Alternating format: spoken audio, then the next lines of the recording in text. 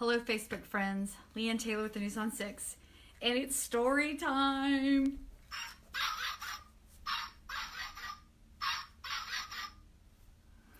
So, it is Monday afternoon, and we are once again getting through a day. Today is my first day back to work, and I had a really good morning. Everything went great. We kept our distance. We got our show together. We did the work that we needed to do, and I think we put on a really good broadcast today. So hopefully, I know a lot of people aren't getting up early like they normally would, but we still invite you to tune in. We start at 4:30, go till 9. So we would love to have you be a part of our morning team, even though you're obviously not necessarily having to get up and get around and go to work. So what I did yesterday was I read a little Cat in the Hat, and I wonder what I'm going to do today. Any ideas? Any guesses, children? Hello, friends.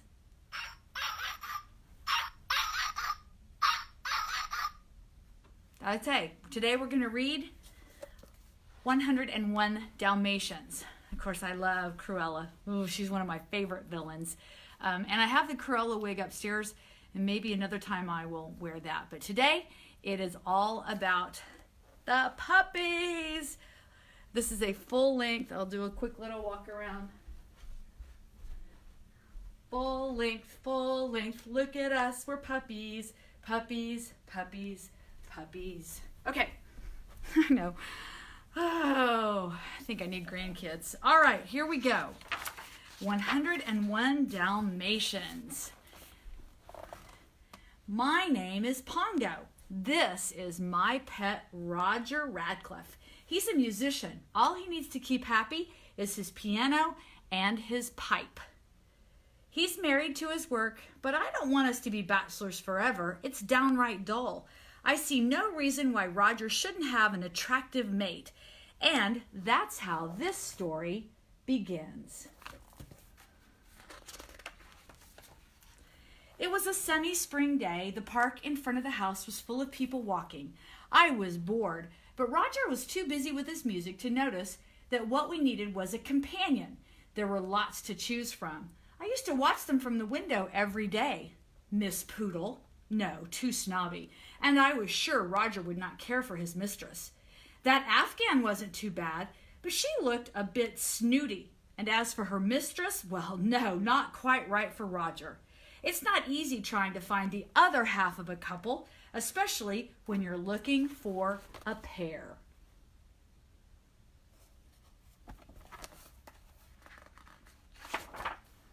Ah, now that's better. Look at those two. Perfect. A sleek-looking animal of my own distinguished breed, a Dalmatian. She was so lovely that my heart missed a few beats, and as for her mistress, not bad at all.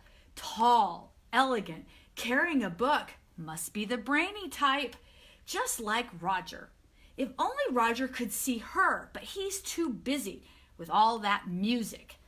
I can't let those two get away. Quick, I must get Roger's attention. I've got it. I'll just push the clock hand forward with my paw, and when Roger sees the time, he'll take me for my daily walk. Clever idea, don't you think? But unfortunately, he's not looking at the clock. He's too busy tinkering away at the piano. Looks like I'll have to make some noise myself. Woof, woof, he barked. Hurry, master, it's time for my walk. I'm not usually so pushy, but this was an emergency. Roger looked up from his piano. Time for your walk already? All right, let's go.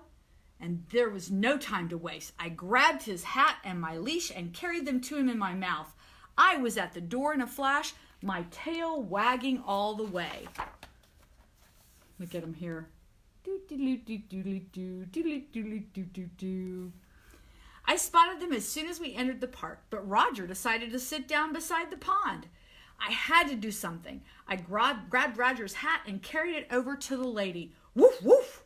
Here's a present. It's from that man sitting over there. Roger wandered over and started to apologize.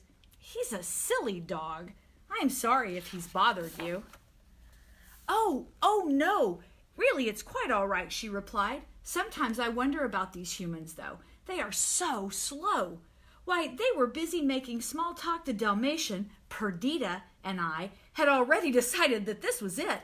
We knew that we were meant for each other. We jumped out and danced and ran in circles around their legs, and soon our leashes became entangled and our humans fell into the pond. Oh no, it was trouble. Amazingly enough, though, they weren't even angry. In fact, they laughed. They were soaked from head to toe, but they looked happy. And later, bum bum ba-dum, bum bum ba-dum. Well, good old Roger wasn't so slow after all. Before you could blink an eye, he was asking Anita, that's the lady's name, to marry him. Sometimes I guess I don't give human beings enough credit. But it was really Perdita and I who had done all the work. The house became a paradise for dogs and their masters. Aww, Perdita and Pongo. I just love them. That's Perdita and Pongo there. Ooh, well, our peace was shattered one day by a simple ring at the doorbell. Anita answered the door with us at her heels. In walked a creature in a tight satin dress and a fur coat. "Hello, darling. Remember me? I'm Cruella de Vil. We went to school together, Roger," she said, waving her cigarette and filling the place with smoke. Phew! It was too much for my sensitive nose. She finally came to the point of her visit. "Anita, darling, I believe that Perdita's expecting little ones, and you know how much I adore puppies. Will you keep one for me?" When she left, Perdita and I looked at Anita. We were thinking about our puppies. Anita was thinking about them too. I don't think she liked the idea of giving one to that woman either. When Roger came home and found us all wearing such sad faces, he decided to cheer us up and began dancing with Anita. And before we knew it, we were all dancing and laughing. Cruella was forgotten, at least for the time being. Well, the big day arrived, and while Anita was helping Perdita, Roger and I waited outside the door. We were both pretty nervous. There seemed to be a lot of noise coming from behind the door, and finally Anita came out wearing a big smile. You know what happened, right? Perdita lay in the cushions, a tired smile on her face, and next to her were 5, 10, 15 little white balls of fluff. Wow, 15 puppies! I was the proudest father on the block.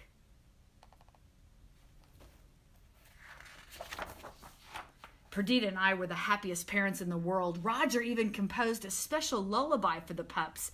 Things just couldn't be better. Ring! The doorbell rang so loudly I jumped into Roger's arms. It was Cruella de Vil. She had forgotten us. "I heard that Perdita and Pongo have 15 puppies, she said. "It's just wonderful news." She looked down at the puppies. "How much?" she asked. "How much?"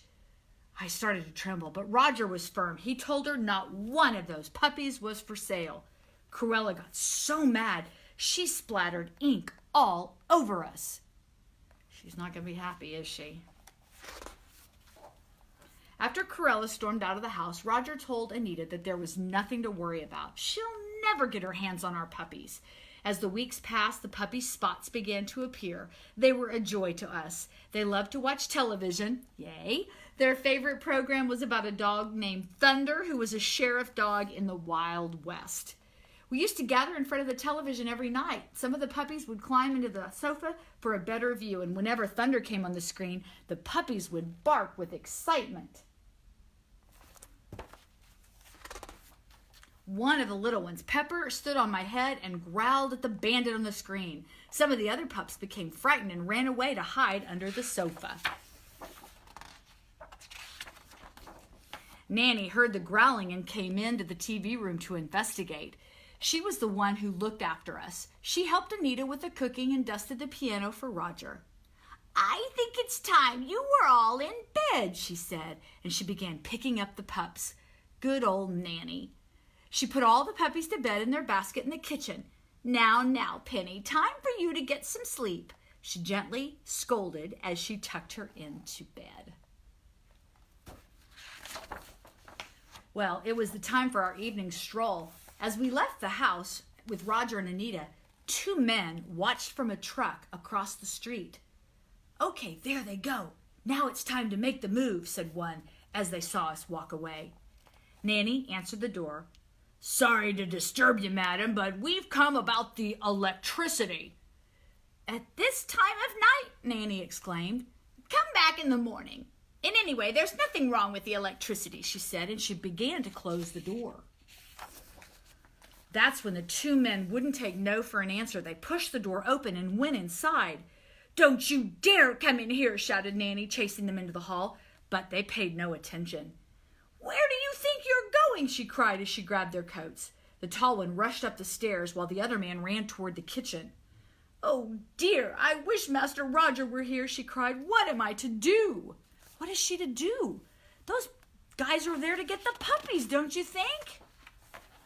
Well, soon the two men found what they were after. It wasn't money or jewels. They were stealing the puppies. The two of them put all 15 puppies in a big bag. "Let's get out of here before the others come back," said the short one as they ran out the back door. Hearing the door slam, Nanny rushed into the kitchen. When she saw the puppies' empty basket, she began to cry. As soon as Roger heard the terrible news, he picked up the phone and called the police. "Our 15 Dalmatian puppies have been stolen. You must help to get them back. I don't know who would have done this, but please, you must find them." "Who do you think did it?" Well, the next morning, Cruella de Vil read the puppies' kidnapping in the newspaper. She was grinning from ear to ear as she picked up the telephone. "Congratulations, boys. You did a great job. I'll see you in a little while," she said, and she put down the phone. Well, in the meantime, Perdita and I decided to take things into our own hands. We would use the twilight bark to send news of the stolen puppies to every dog in London. The Great Dane and his sidekick Scotty were the first to hear the news.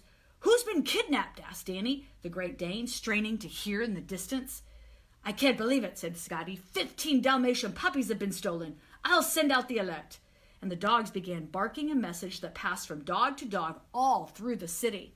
What a commotion! With all the noise, no one got much sleep that night. Now, on the other side of town, old Towser and his pal Lucy the goose picked up the news. "What's that about 15 puppies?" said old Towser, who was a bit deaf. "Someone's stolen Perdita's puppies," Lucy screeched into his ear.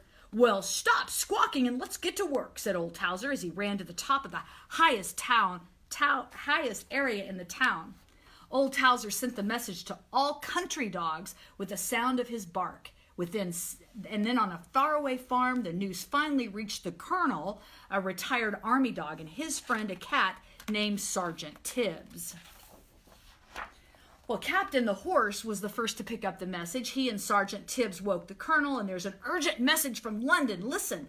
All three perked up their ears. "Is it war?" asked the captain, always ready for battle. "No, it's a kidnapping of sorts. Puppies, 15 Dalmatians to be precise." Tibbs scratched his ears.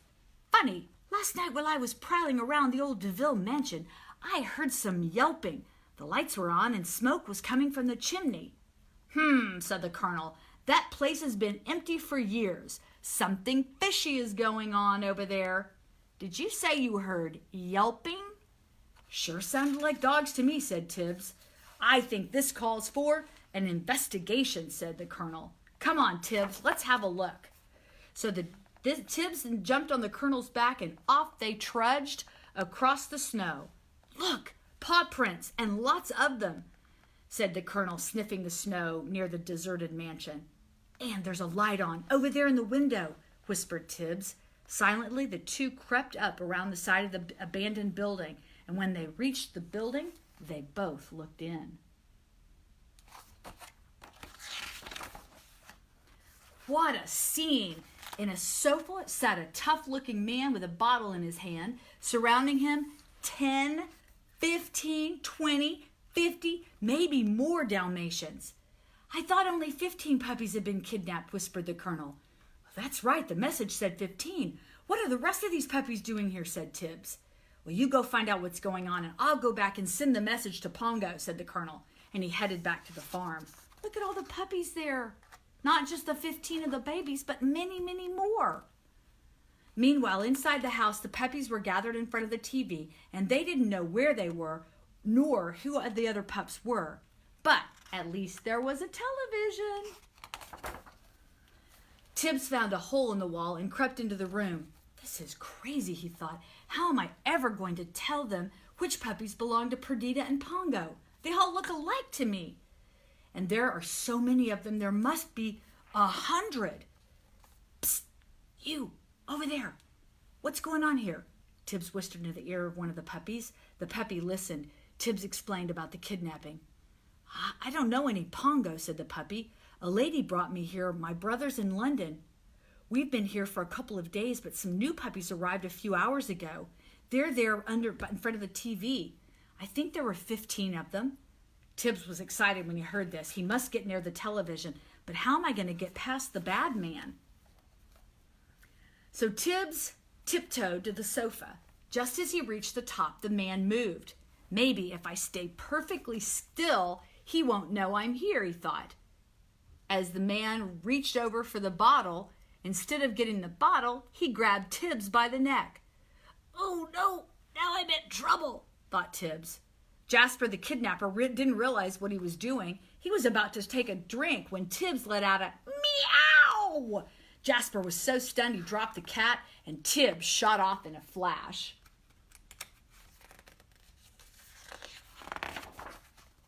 Meanwhile, the colonel had passed on the news. The message traveled back to the city. Farm dogs told house dogs, and so on and so forth, until Danny the Great Dane heard the word. The puppies have been found, and they're all alive and well. They told Perdita and Pongo. Where are they? Asked Perdita. They're hidden in the old deserted DeVille mansion. So it was Cruella, gasped Perdita. Spread the word. We're coming. That's what Pongo barked as he and Perdita ran off to rescue their babies. Ooh, look at Cruella. Ooh, she's a villain. She is a villain for sure. Back at the mansion, Cruella DeVille was busy counting the puppies. She was thinking of all the lovely coats and hats that their spotted coats would make. Seeing Horace and Jasper, the kidnappers, in front of the TV, she began to shout, I'm not paying you to watch TV. Get up, you hoodlums.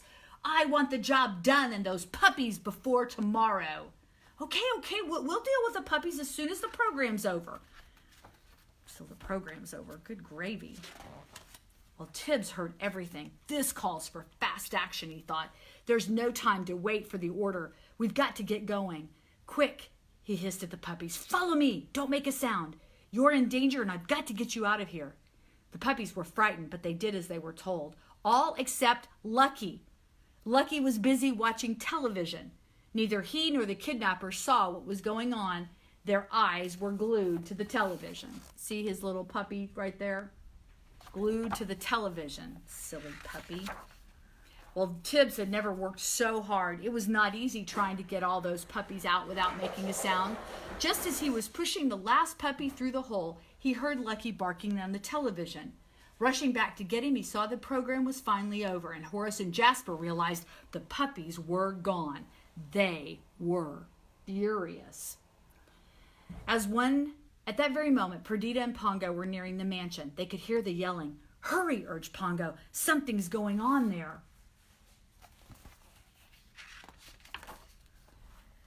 They grabbed Lucky and led them off with the others. They rushed down the staircase looking for a place to hide. Hundreds of little paws were running as fast as they could. Some tumbled and fell, but not a cry was heard. Tibbs and the puppies hid under the staircase. Shh, whispered the cat, silencing the puppies with his paw. He heard growling noises. The others have finally arrived. There was a terrible howling and screaming as Pongo and Perdita rushed to the mansion and attacked. They were so quick that Jasper didn't know what hit him. Pongo bared his teeth while Perdita snapped at Jasper's coat. Leave me alone! I swear I don't know anything, cried the kidnapper as he fell to the ground. He was in trouble now. Leave this one to me, snarled Pongo. Perdita, you take care of the fat one. Well, Horace backed away as Perdita ran toward him. He was trying to reach the fire poker. Patch came to help his mother. The two dogs grabbed the corners of the rug and gave it a yank, and whoosh, boom, down Horace fell in front of the fire. That'll keep him out of the way, said Perdita, as Pongo and Patch ran off to find the other puppies. Horace smelled something burning. Eow! He was on fire. He'd gotten his pants on fire. While Perdita and Pongo were dealing with the kidnappers, Tibbs led the puppies to the Colonel's farm, and that's where the two puppies found them. The Colonel urged them all to hide in the stable with Captain. Well, no sooner had the dogs hidden behind a haystack than Jasper and Horace appeared. The Colonel watched from the doorway. Look, more prints. Are those the mutts? The tracks led into the stable. Come on, let's have a look. They won't get away this time. Well, the two looked around the stable, but they didn't find the puppies. You dope. I thought you said they were here. Well, I saw the prints. They can't be far away, said Jasper. Tibbs whispered into the horse's ear. Okay, Captain, now it's your turn to have some fun. Ready, steady, go! Captain struck out with his hind legs. Bam! Jasper and Horace went whizzing over the Colonel's head. They landed head first in the snow.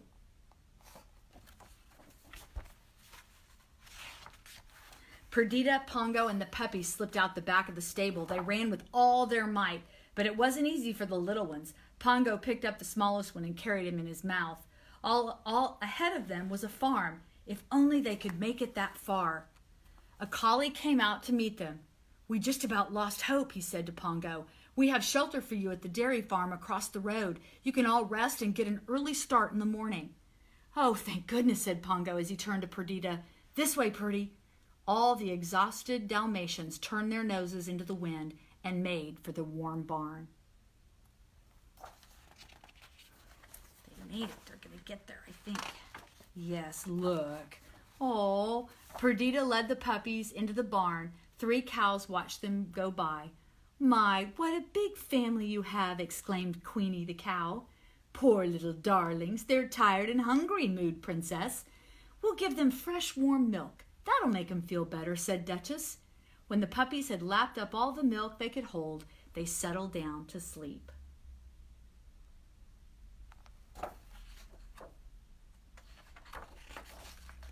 The Dalmatians were all up and on the run again at dawn. Perdita and the puppies ran ahead while Pongo stayed behind, and he swept away their tracks.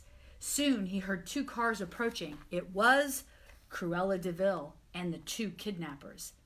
This is your last chance, you numbskulls. Follow me into the village. I want those dogs, and I want them now. Pongo ran to catch up with his family. Perdita and the pups had met a friendly Labrador retriever who was hiding them in an old coal shed. In a few minutes, the coal truck will be leaving for London. You can ride in the back. At that moment, Cruella drove by. She was furious. Look! She's on our trail. How will we get to the truck without her seeing us? Simple, said the lab. Roll yourself in the coal dust. She's looking for dogs with spots, not black dogs. And sure enough, here's what's going to happen. They rolled in the coal dust. The puppies joined in, and they were black from head to toe. Outside, there was a sudden cry and a screech of brakes. Cruella had found the tracks. She stopped the engine and called out to Jasper and Horace, Look, paw prints. They're around here somewhere. Go look behind the shed. I'll watch from here. While Cruella was giving the orders, Pongo and the puppies filed toward the waiting truck. I didn't know they raised Labradors in this village, Cruella said as she saw all the black puppies walking by. She didn't realize what was happening. Wouldn't it be funny if Dalmatians turned themselves into Dalmatians, said Horace.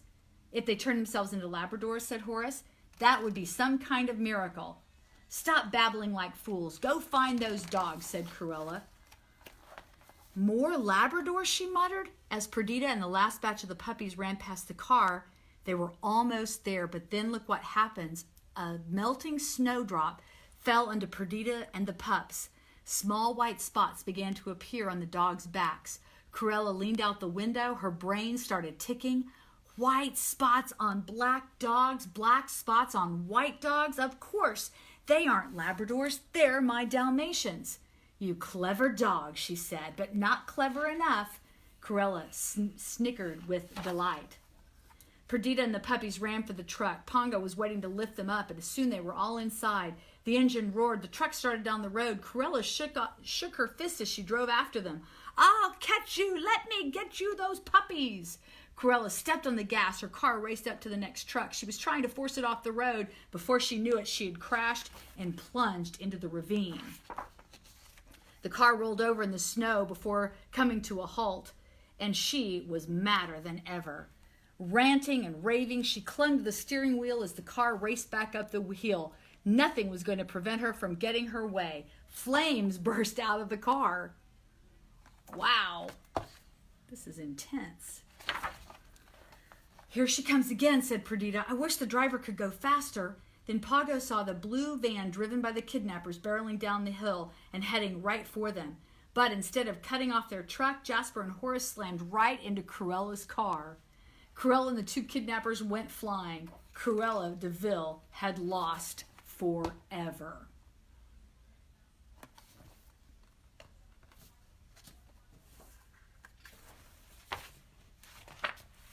Back in London, Anita was trimming the Christmas tree. It looked like it'd be a sad holiday.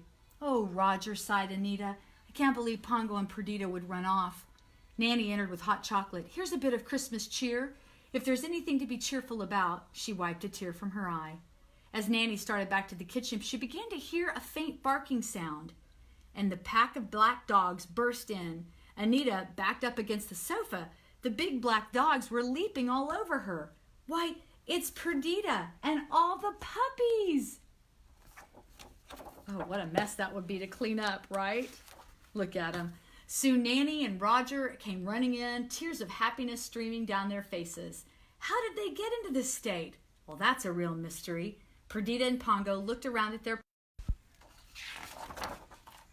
Anita looked at all the puppies. "There must be 100 of them." 101, said Nanny, "including Perdita and Pongo. What a family!" Everyone was delighted, even Nanny, who was going to have to look after all of those puppies. Roger sat down at the piano. "I will write a song," he said, "and again I will play it. I'll call it Dalmatian Plantation." The end. Yay! Okay, so that is the story of 101 Dalmatians. Let me get my paw together here so you can hear.